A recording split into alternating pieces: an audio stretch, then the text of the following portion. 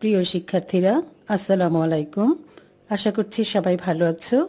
আমি ফারজানা খান মজলিস আজ তোমাদের পড়াবো অর্থনীতি।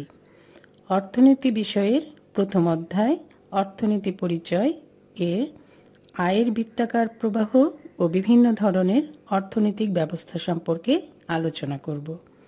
তাহলে আজকে পড়ছি অর্থনীতি পরিচয়। আয়ের বৃত্তাকার প্রবাহ। একটি সরল অর্থনীতিতে দুই ধরনের প্রতিনিধি থাকে, ভোক্তা বা পরিবার এবং উৎপাদক বা ফার্ম। এই দুই ধরনের প্রতিনিধির মধ্যে আয় ব্যয় কিভাবে চক্রাকারে প্রবাহিত হয় তা চিত্রের মাধ্যমে দেখানো হলো। তোমরা এখানে খেয়াল করবে, একটি সরল অর্থনীতিতে দুই ধরনের প্রতিনিধি থাকবে। এক হচ্ছে ভোক্তা বা পরিবার, দুই হচ্ছে উৎপাদক বা ফার্ম। এবার আমরা চিত্রের মাধ্যমে এই দুই ধরনের প্রতিনিধির মধ্যে আয় ব্যয় কিভাবে চক্রাকারে প্রবাহিত হয় তা দেখব।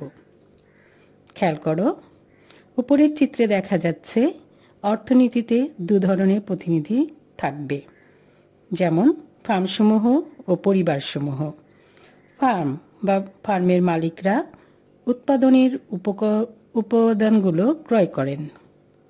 খেয়াল করেছ, ফার্মের মালিকরা কি করছে? উৎপাদনের উপাদানগুলো ক্রয় করছেন। পরবর্তীতে সেগুলো সংগঠিত করে দ্রব্য ও সেবা উৎপাদন করেন এবং সেগুলোই বাজারে সরবরাহ বা বিক্রয় করেন। তাহলে ভালো করে খেয়াল করবে যে ফার্ম বা পরিবারসমূহ, ফার্ম বা ফার্মের মালিকরা উৎপাদনের উপাদানগুলো প্রথমে ক্রয় করেন, পরবর্তীতে সেগুলো সংগঠিত করে দ্রব্য ও সেবা উৎপাদন করেন এবং সেগুলোই বাজারে সরবরাহ বা বিক্রয় করেন। এটা হচ্ছে ফার্ম। আর অন্যদিকে পরিবারসমূহ তাদের মালিকানাধীন উৎপাদনের বিভিন্ন উপাদান, যেমন শ্রম, ভূমি ও মূলধন বিক্রি করে আয় বা উপার্জন করেন। শ্রমিক আয় করেন মজুরি, ভূমির মালিক উপার্জন করেন খাজনা এবং মূলধনের মালিক লাভ করেন সুদ। আর এদের সকলের খরচ মিটিয়ে উদ্যোক্তা নিজেদের জন্য বাড়তি লাভ রেখে বাজারে উৎপাদিত পণ্য বা সেবার বিষয়টি বিক্রয় করেন। খেয়াল করবে, পরিবারসমূহ তাদের মালিকানাধীন উৎপাদনের বিভিন্ন উপাদানগুলো কি? শ্রম, ভূমি ও মূলধন বিক্রি করে আয় বা উপার্জন করেন। কিভাবে? শ্রমিক আয় করেন মজুরি, ভূমির মালিক উপার্জন করেন খাজনা এবং মূলধনের মালিক লাভ করেন সুদ। আর এদের সকলের খরচ মিটিয়ে উদ্যোক্তা নিজেদের জন্য বাড়তি লাভ রেখে বাজারে উৎপাদিত পণ্য বা সেবার বিষয়টি বিক্রয় করেন। সেজন্য উদ্যোক্তার অবশিষ্ট আয়টিকে বলা হয় মুনাফা। পরিবারসমূহ তাদের আয় উপার্জনের সাহায্যে ফার্মের কাছ থেকে ক্রয় করেন দ্রব্য বা সেবা। এভাবে উৎপাদিত দ্রব্য ও সেবা এবং আয়ের বৃত্তাকার প্রবাহের মাধ্যমে সমগ্র অর্থনীতির চাকা সচল থাকে। একেই আমরা নাম দিয়েছি আয়ের বৃত্তাকার প্রবাহ। তাহলে তো তোমরা চিত্রের মাধ্যমে বুঝতেই পারলে যে আয়ের বৃত্তাকার প্রবাহ বলতে আমরা কি বুঝতে পেরেছি। এবার আমি বিভিন্ন ধরনের অর্থনৈতিক ব্যবস্থা সম্পর্কে বলছি।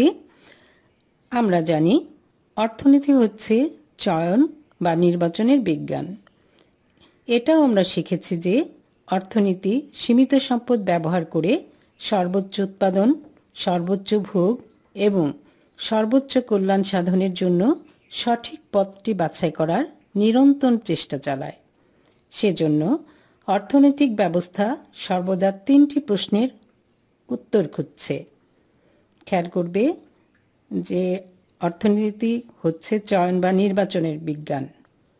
আমরা এও জানি অর্থনীতি সীমিত সম্পদ ব্যবহার করে সর্বোচ্চ উৎপাদন, সর্বোচ্চ ভোগ এবং সর্বোচ্চ কল্যাণ সাধনের জন্য সঠিক পথটি বাছাই করার জন্য অবিরাম চেষ্টা চালাচ্ছে। সেজন্য অর্থনৈতিক ব্যবস্থা সবসময় 3টি প্রশ্নের উত্তর খুঁজছে। তাহলে আমরা এখন জেনে নেব 3টি প্রশ্ন কি কি। প্রশ্ন ক, আমরা কি উৎপাদন করব এবং কি উৎপাদন করব না। যেমন, আমরা কি বন্দুক উৎপাদন করব নাকি কাপড় উৎপাদন করব। খ, আমরা যা উৎপাদন করতে চাই তা উৎপাদন করার জন্য কী ধরনের প্রযুক্তি বা যন্ত্র ব্যবহার করব। কাপড় কি আমরা শ্রমনিবিড় প্রযুক্তি তাঁত দিয়ে তৈরি করব নাকি পুঁজিনিবিড় মেশিনে তৈরি করব। গ, আমরা যা উৎপাদন করব তা আমরা কাদের জন্য করব, কারা এটা ভোগ করবেন। তাহলে দেখো 3টি প্রশ্ন আমরা পেয়েছি। প্রথম প্রশ্ন ছিল আমরা কি উৎপাদন করব এবং কি উৎপাদন করব না। 2 ছিল আমরা যা উৎপাদন করতে চাই তা উৎপাদন করার জন্য কি ধরনের প্রযুক্তি বা যন্ত্র ব্যবহার করব।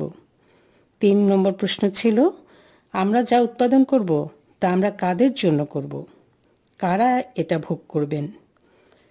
এই প্রশ্নগুলোর উত্তর প্রদানই হচ্ছে এক এক দেশের এক এক অর্থনৈতিক ব্যবস্থার প্রধান কাজ।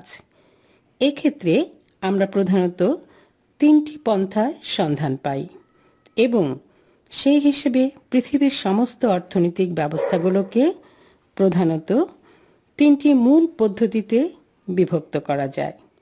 তবে মনে রাখতে হবে এসব পদ্ধতির কোনোটি নিখাতভাবে বিরাজ করে না। সর্বদাই বাস্তবে তারা মিশ্র অবস্থায় বিরাজ করে। নিচে তাদের নিখাত অবস্থার পৃথক বৈশিষ্ট্যগুলো আলাদা আলাদাভাবে তুলে ধরা হলো। তাহলে খেয়াল করেছ 3টি প্রশ্ন আমরা খুঁজেছি, উত্তর চেয়েছি, তারপরেও আছে যে এই প্রশ্নগুলোর উত্তর প্রদানই হচ্ছে এক এক দেশের এক এক অর্থনৈতিক ব্যবস্থার প্রধান কাজ। এক্ষেত্রে আমরা 3টি পন্থার সন্ধান পেয়েছি এবং সেই হিসেবে পৃথিবীর সমস্ত অর্থনৈতিক ব্যবস্থাগুলোকে প্রধানত 3টি মূল পদ্ধতিতে বিভক্ত করা যায়। কিন্তু মনে রাখতে হবে কোনো পদ্ধতি কিন্তু একদম নিখাতভাবে বিরাজ করবে না, সর্বদাই বাস্তবে মিশ্র অবস্থায় বিরাজ করে।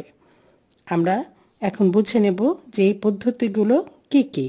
আমরা জেনেছি পৃথিবীর সমস্ত অর্থনৈতিক ব্যবস্থাগুলোকে প্রধানত 3টি মূল পদ্ধতিতে বিভক্ত করা যায়। প্রথমটি হচ্ছে বাজার পদ্ধতি বা ধনতান্ত্রিক পদ্ধতি। ক, এই পদ্ধতিতে সমস্ত সিদ্ধান্তই বাজারের যুক্তি অনুযায়ী নির্ধারিত হবে। যেমন, যে পণ্যের চাহিদা বাজারে বেশি হবে এবং যার দাম বেশি হবে সেটাই বেশি বেশি করে উৎপাদিত হবে। বাজারের আপেক্ষিক চাহিদাই নির্ধারণ করে দেবে উৎপাদনের বিন্যাস। খ, যে প্রযুক্তিতে একটি পণ্য তৈরি করার বাজার নির্ধারিত খরচ সর্বনিম্ন, সে প্রযুক্তি ব্যবহার করেই ওই পণ্য তৈরি হবে। খেয়াল করো, যে প্রযুক্তিতে একটি পণ্য তৈরি করার বাজার নির্ধারিত খরচ সবচেয়ে কম, সে প্রযুক্তি ব্যবহার করেই ওই পণ্য তৈরি হবে। গ, বাজারে যে উৎপাদন উপকরণের দাম যেরকম নির্ধারিত হবে তার মালিকরা ঠিক সেরকম আয় উপভোগ করবেন। সুতরাং দেখা যাচ্ছে এ ব্যবস্থায় বাজার দ্বারাই উপকরণের মালিকদের এবং ক্রেতা বিক্রেতার প্রতিযোগিতার মাধ্যমে নির্ধারিত হচ্ছে কি উৎপাদিত হবে, কিভাবে উৎপাদিত হবে এবং উৎপাদনের বণ্টন কী রকম হবে। ক্রেতা বিক্রেতা হচ্ছেন ব্যক্তিগতভাবে সমস্ত সম্পদের তথা উৎপাদন উপকরণের ব্যক্তি মালিক এবং বাজারে তাদের আন্তঃক্রিয়ার মাধ্যমে এসবের দাম ও অন্য সব কিছু নির্ধারিত হয়। তাহলে 1, বাজার পদ্ধতি বা ধনতান্ত্রিক পদ্ধতিতে আমরা জেনেছি এই পদ্ধতিতে সমস্ত সিদ্ধান্তই বাজারের যুক্তি অনুযায়ী নির্ধারিত হবে। কিভাবে? যে পণ্যের চাহিদা বাজারে বেশি হবে এবং যার দাম বেশি হবে সেটাই বেশি বেশি করে উৎপাদিত হবে। ক্ষয়ে জেনেছি যে প্রযুক্তিতে একটি পণ্য তৈরি করার বাজার নির্ধারিত খরচ কম, সে প্রযুক্তি ব্যবহার করেই ওই পণ্য তৈরি হবে। গয়ে জেনেছি বাজারে যে উৎপাদন উপকরণের দাম যেরকম নির্ধারিত হবে, তার মালিকরা ঠিক সেরকম আয় ও ভোগ করবেন। কাজেই দেখা যাচ্ছে এখানে এ ব্যবস্থায় বাজার দ্বারাই উপকরণের মালিকদের এবং ক্রেতা বিক্রেতা প্রতিযোগিতার মাধ্যমে নির্ধারিত হচ্ছে কি উৎপাদিত হবে, কিভাবে উৎপাদিত হবে এবং উৎপাদনের বন্টন কী রকম হবে। ক্রেতা বিক্রেতা হচ্ছেন ব্যক্তিগতভাবে সমস্ত সম্পদের তথা উৎপাদন উপকরণের ব্যক্তি মালিক এবং বাজারে তাদের আন্তঃক্রিয়ার মাধ্যমে এসবের দাম ও অন্য কিছু নির্ধারিত হয়। তাহলে আমরা বাজার পদ্ধতি বা ধনতান্ত্রিক পদ্ধতি সম্পর্কে জেনে নিয়েছি, বাকিগুলো আমরা জেনে নিচ্ছি। 2. নির্দেশমূলক পদ্ধতি। এই পদ্ধতিতে কি উৎপাদন হবে তা নির্ধারণ করে দেয় কেন্দ্রীয় কর্তৃপক্ষ। এখানে সমস্ত সম্পদ ও উৎপাদন উপকরণের মালিক হচ্ছে রাষ্ট্র বা সমাজ। তাদের প্রতিনিধি হিসাবে কেন্দ্রীয় পরিকল্পনা মন্ত্রণালয় চূড়ান্ত বিচারে কি উৎপাদিত হবে, তার জন্য কি প্রযুক্তি বাছাই হবে, কার কি দাম হবে, কার কি আয় ও ভোগ হবে ইত্যাদি সব নির্ধারণ করে দেন। তাদের এই আদেশ অনেকটা আইনের মতো সকল অর্থনৈতিক খেলোয়াড়কে মেনে চলতে হয়। তাই এই ব্যবস্থাকে নির্দেশমূলক ব্যবস্থা হিসেবেও অভিহিত করা হয়। এ ব্যবস্থায় ব্যক্তি স্বার্থ বা মুনাফার চেয়ে সামাজিক স্বার্থ বা সামাজিক কল্যাণকে অগ্রাধিকার দেওয়া হয়। খেয়াল করো, নির্দেশমূলক পদ্ধতি হচ্ছে কি উৎপাদন হবে তা নির্ধারণ করে দিচ্ছে কে? কেন্দ্রীয় কর্তৃপক্ষ। এখানে সমস্ত সম্পদ ও উৎপাদন উপকরণের মালিক হচ্ছে কে? রাষ্ট্র বা সমাজ।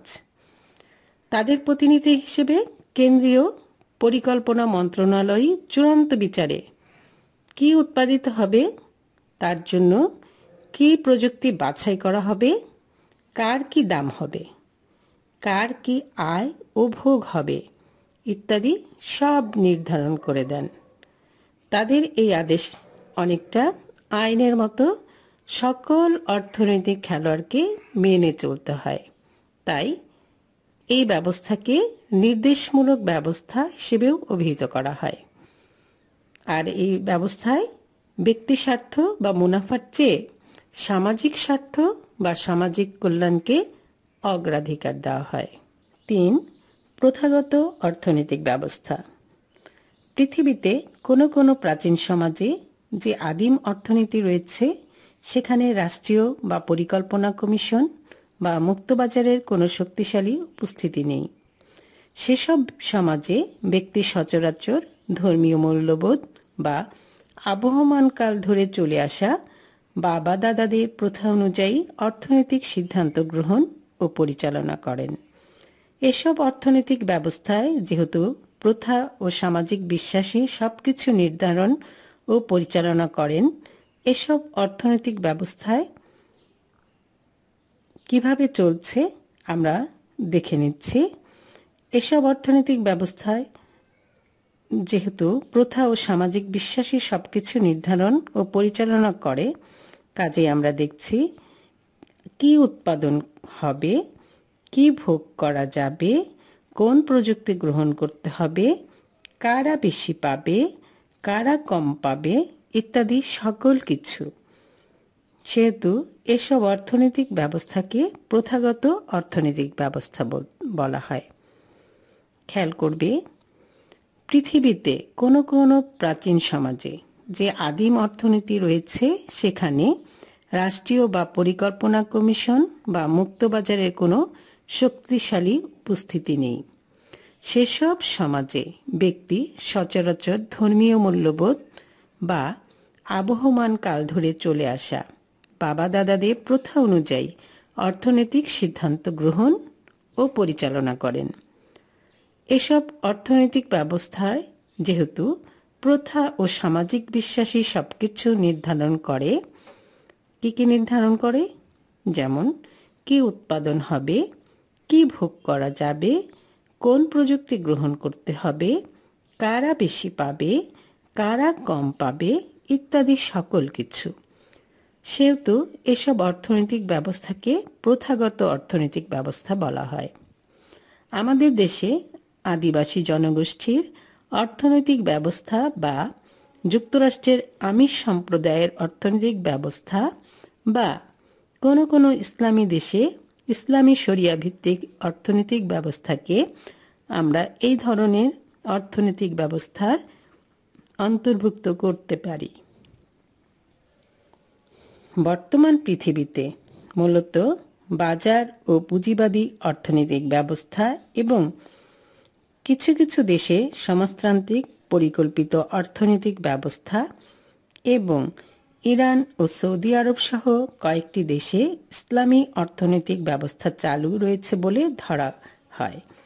কিন্তু পুঙ্খানুপুঙ্খ বিচার করলে দেখা যাবে এসব দেশে মূল বা প্রধান ব্যবস্থার চরিত্র একটি হলেও এখানে সর্বত্রই অন্য ব্যবস্থাগুলোও অংশত কাজ করে। সেজন্যই চূড়ান্ত বিশ্লেষণে বলা হয় যে পৃথিবীর সব অর্থনৈতিক ব্যবস্থার শেষ বিচার একটি মিশ্র ব্যবস্থা।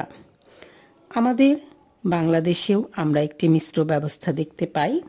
এখানে ব্যক্তিখাতে বাজারই প্রধান নিয়ন্ত্রক, রাষ্ট্রখাতে রাষ্ট্র বা পরিকল্পিত সিদ্ধান্তই প্রধান নিয়ন্ত্রক। ইসলামী প্রতিষ্ঠানগুলিতে যেমন ইসলামী ব্যাংক, শরিয়ার হুকুমই প্রধান নিয়ন্ত্রক। আবার এই সবগুলো ক্ষেত্রই একে অপরের প্রভাবে প্রভান্বিত হচ্ছে। বাজার, আইন, ইসলামী মূল্যবোধ কোনোটি আমাদের অর্থনীতিতে একক বা একচ্ছত্র প্রাধান্য বিস্তারে সক্ষম হয়নি। তাহলে আমরা প্রথাগত অর্থনৈতিক ব্যবস্থায় জেনেছি পৃথিবীতে কোনো প্রাচীন সমাজে যে আদিম অর্থনীতি রয়েছে সেখানে রাষ্ট্রীয় বা পরিকল্পনা কমিশন বা মুক্তবাজারের কোনো শক্তিশালী উপস্থিতি নেই। সেসব সমাজে ব্যক্তি সচরাচর ধর্মীয় মূল্যবোধ ও আবহমান কাল ধরে চলে আসা প্রথা অনুযায়ী অর্থনৈতিক সিদ্ধান্ত গ্রহণ ও পরিচালনা করেন। আর এসব অর্থনৈতিক ব্যবস্থায় প্রথা ও সামাজিক বিশ্বাসই সবকিছু নির্ধারণ করে দেয়। সেহেতু এসব অর্থনৈতিক ব্যবস্থাকে প্রথাগত অর্থনৈতিক ব্যবস্থা বলা হয়। আমাদের দেশেও আছে আদিবাসী জনগোষ্ঠীর অর্থনৈতিক ব্যবস্থা ও যুক্তরাষ্ট্রের আমিষ সম্প্রদায়ের অর্থনৈতিক ব্যবস্থা বা কোনো ইসলামী দেশে ইসলামী শরিয়া ভিত্তিক অর্থনৈতিক ব্যবস্থাকে আমরা এই ধরনের অর্থনৈতিক ব্যবস্থার অন্তর্ভুক্ত করতে পারি। আর বর্তমান পৃথিবীতে মূলত বাজার ও পুঁজিবাদী অর্থনৈতিক ব্যবস্থা এবং কিছু কিছু দেশে সমাজতান্ত্রিক পরিকল্পিত অর্থনৈতিক ব্যবস্থা এবং ইরান ও সৌদি আরব সহ বিভিন্ন দেশে ইসলামী অর্থনৈতিক ব্যবস্থা চালু রয়েছে বলে ধরা হয়। কিন্তু তুমি যদি পুঙ্খানুপুঙ্খ বিচার করো দেখবে সব দেশের মধ্যেও আমরা পৃথিবীর সব অর্থনৈতিক ব্যবস্থার শেষ বিচারে একটি হচ্ছে মিশ্র ব্যবস্থা। আমাদের বাংলাদেশেও আমরা মিশ্র ব্যবস্থা দেখতে পাই। কিভাবে? এখানে ব্যক্তি খাতে বাজারই প্রধান নিয়ন্ত্রক, রাষ্ট্রখাতে রাষ্ট্র বা পরিকল্পিত সিদ্ধান্তই প্রধান নিয়ন্ত্রক, ইসলামী প্রতিষ্ঠানগুলোতে শরিয়ার হুকুমই প্রধান নিয়ন্ত্রক। আবার এসব ক্ষেত্রে একে অপরের প্রভাবে প্রভান্বিত হচ্ছে বাজার, আইন, ইসলামী মূল্যবোধ কোনোটি আমাদের অর্থনীতিতে একক বা একচ্ছত্র প্রাধান্য বিস্তারে সক্ষম হয়নি। তাহলে আজকে আমরা পড়েছি আয়ের বৃত্তাকার প্রবাহ, যেখানে ছিল ফার্মসমূহ ও পরিবারসমূহ। এখানে আমরা জেনেছি পরিবারসমূহ তাদের আয় উপার্জনের সাহায্যে ফার্মের কাছ থেকে ক্রয় করেন সেবা বা দ্রব্য। এভাবে উৎপাদিত দ্রব্য ও সেবা এবং আয়ের বৃত্তাকার প্রবাহের মাধ্যমে সমগ্র অর্থনীতির চাকা সচল থাকে। আর এজন্যই আমরা এর নাম দিয়েছি আয়ের বৃত্তাকার প্রবাহ। অর্থনীতি হচ্ছে চয়ন বা নির্বাচনের বিজ্ঞান। আর আমরা জেনেছি অর্থনীতির সীমিত সম্পদ ব্যবহার করে সর্বোচ্চ উৎপাদন, সর্বোচ্চ ভোগ এবং সর্বোচ্চ কল্যাণ সাধনের জন্য সঠিক পথটি বাছাই করার নিরন্তর চেষ্টা চালায়। আর অর্থনৈতিক ব্যবস্থা সবসময় 3টি প্রশ্নের উত্তর খুঁজছে। প্রশ্ন হচ্ছে, 1. আমরা কি উৎপাদন করব এবং কি উৎপাদন করব না। 2. আমরা যা উৎপাদন করতে চাই তা উৎপাদন করার জন্য কি ধরনের প্রযুক্তি বা যন্ত্র ব্যবহার করব। 3. আমরা যা উৎপাদন করব তা আমরা কাদের জন্য করব। এরপর আমরা জেনেছি পৃথিবীর সমস্ত অর্থনৈতিক ব্যবস্থাগুলোকে প্রধানত 3টি মূল পদ্ধতিতে বিভক্ত করা যায়। 1. বাজার পদ্ধতি বা ধনতান্ত্রিক পদ্ধতি। 2.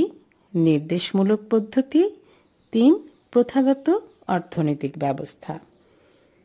তাহলে আজকে আমরা যে পড়াগুলো পড়েছি তোমরা যদি ভালো করে খেয়াল করো, শোনো, তাহলে দেখবে তোমাদের পড়াটা সোজা হয়ে গেছে। আমি আশা করছি তোমরা ভালো করে পড়বে, বুঝবে এবং শিখে বড় হবে। তোমরা ভালো করে পড়ো, জানো, শিখো, অনেক বড় হও। তোমরা ভালো থেকো, সুস্থ থেকো। আল্লাহ হাফেজ।